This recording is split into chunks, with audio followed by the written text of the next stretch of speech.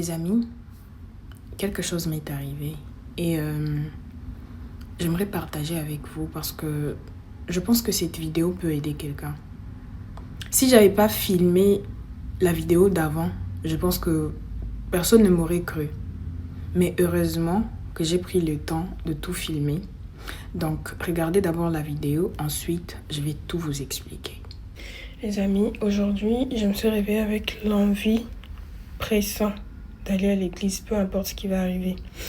Genre, ça fait quelques jours que je ne suis pas allée à l'église et à un moment, j'ai senti cette force-là qui me disait, peu importe ce qui arrive aujourd'hui, va à l'église. Il est 17h54, l'église est censée commencer à 18h.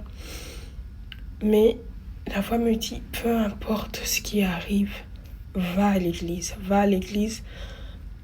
Peu importe le retard. Là, d'ailleurs, je suis en train d'être en retard, je vais y aller. Mais je voulais juste laisser ça comme, je sais pas, une preuve. Dieu est en train d'écrire un témoignage, peut-être bien. Et voilà, désolée. Comme vous pouvez le voir, je vais pas bien. J'ai déjà pleuré plusieurs fois. Et disons que je vais bien. Par la grâce de Dieu. Mais voilà, ça n'allait pas. Bien un moment. Et là, ça va. Donc, je vais à l'église. Voilà, je sais pas. Quelque chose me dit, peu importe ce qui arrive, va à l'église. Peu importe. Il y a déjà beaucoup de choses qui me donnent envie de n'y pas y aller. J'ai pas de carburant dans ma voiture. Mais je vais tellement faire tout pour être à l'église et ce que je vais faire. Bye, bisous. Il faut savoir que quand je suis rentrée de l'église, j'ai filmé une autre vidéo, mais j'ai pas réussi à bien expliquer toute la situation parce que j'étais sous le choc et je comprenais pas encore tout ce qui était en train d'arriver et tout ce qui s'est passé. Donc je vais vous mettre quelques morceaux de la vidéo que j'ai filmée après, mais je vais vous expliquer exactement ce qui s'est passé. À côté de moi, elle me disait tout simplement, ça va aller, ça va aller. Et elle est restée là. Elle est restée là. Voilà, on a fini à l'église, tout le monde est parti, mais la dame est restée. Il faut savoir que quand je suis arrivée à l'église, l'Esprit de Dieu m'a donné des instructions claires. Il m'a demandé d'aller m'asseoir devant. Je tiens à préciser que je suis arrivée à l'église en retard. Ça veut dire que tout le monde était déjà assis. Et moi, dans ma tête, je me disais, mais tout le monde est déjà assis. Je vais faire comment pour passer devant les gens et aller m'asseoir devant? Mais les instructions étaient claires. Donc, j'ai pris mon courage à deux mains. Je suis partie m'asseoir devant. Pendant la prédication, j'étais pas du tout concentrée. Pas du tout. J'avais plein d'idées dans ma tête. Mon cœur était trop lourd. Donc, à un moment donné, je n'ai pas pu résister. J'ai commencé à pleurer. Genre, j'ai vraiment plus résisté. J'ai juste commencé à pleurer tellement j'ai résisté cette envie depuis longtemps. J'ai juste commencé à pleurer. Pendant que je pleurais, j'ai senti une présence à côté de moi. La personne a mis sa main sur mon dos et elle a commencé à tapoter doucement. Et elle me disait, it's okay. It's okay. Et c'est là que j'ai senti que c'était une dame. Donc après, l'église était finie, tout le monde était en train de partir, mais voilà, je pleurais toujours. C'est là que je me suis arrêtée, je me suis excusée auprès de la dame qui a essayé de comprendre ce qui n'allait pas et tout. Elle m'a demandé ce qui n'allait pas, je ne savais vraiment pas comment expliquer. Je sais pas, il y a des situations que vous traversez dans la vie. C'est tellement difficile à expliquer. Vous avez l'impression que personne ne peut vous comprendre en fait. Personne ne peut comprendre. Les mots ne peuvent pas expliquer ce que vous êtes en train de ressentir. Et donc, j'ai quand même essayé de lui donner une image de tout ce qui était en train de se passer dans ma tête et tout. Et voilà. Voilà ce qu'elle m'a donné comme réponse. C'est ça qui nous intéresse aujourd'hui. La dame m'a dit, n'oublie pas qui tu es. Elle a dit, you are the daughter of the king. Tu es la fille du roi. N'oublie pas qui tu es.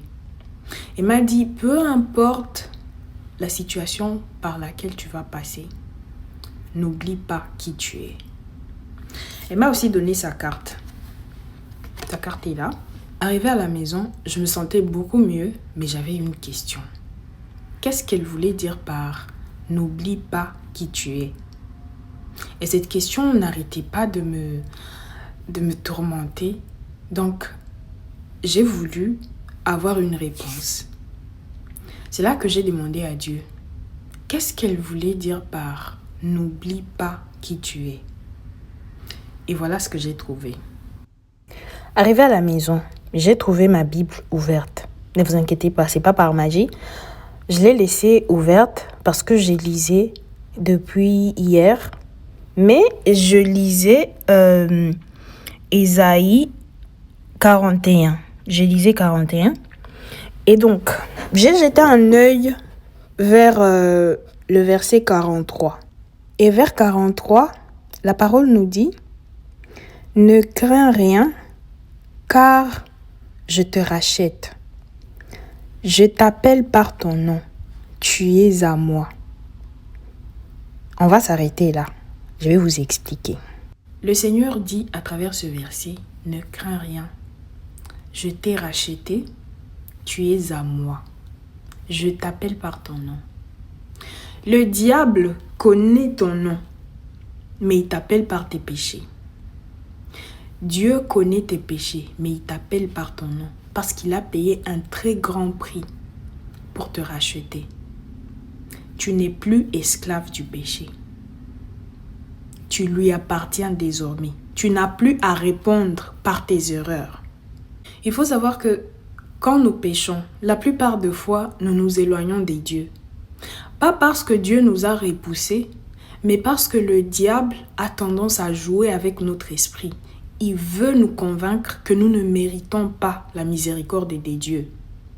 C'est dans ce sens-là qu'il essaie de nous faire oublier notre identité en nous rappelant nos erreurs. Ça veut dire qu'il nous renvoie dans l'esclavage du péché, alors que Dieu a déjà payé le prix, un très grand prix. Il s'est donné lui-même pour nous racheter. Et c'est pour ça qu'on l'appelle le Rédempteur. Rédempteur, ça veut dire la personne qui a payé le prix pour te racheter de l'esclavage. Et ça, c'est notre Seigneur. Mais le diable a tendance à nous faire oublier notre identité pour nous préserver dans cet esclavage. Alors que Dieu nous a déjà donné notre liberté. C'est pour ça que c'est très important de se rappeler qui on est.